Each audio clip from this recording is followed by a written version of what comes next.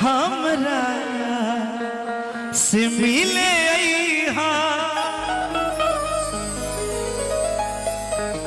कि जवना में तू डोली में जइहा, कि जवना में तू पिया घरे जइहा।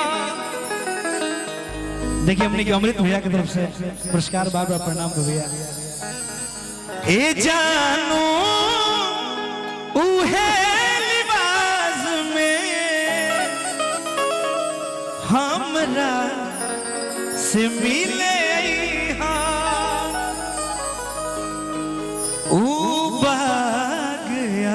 बगीचा सब सोने लागेला, ओ प्यार वाला गीतिया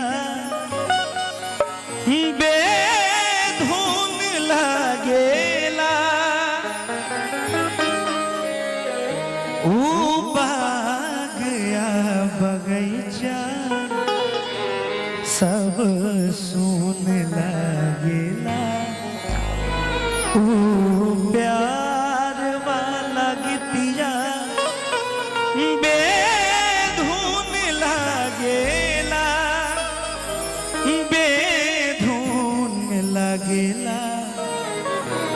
कि जवना में तू पिया घरे जइहा, कि जवना में तू डोली में जइहा।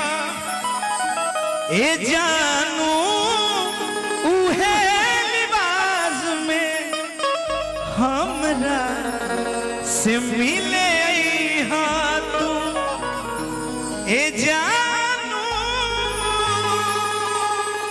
अगर बड़ा अच्छा हो ताली बजा के आशीर्वाद दी कसम से,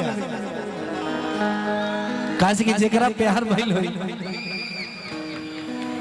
कि परदेसी पियवा तुहार प्रीत सतावेला, कि फागुनी में अरिया मार जान है, कि अइला न तू तहर चिट्ठी बजाइल, कि अइला न तू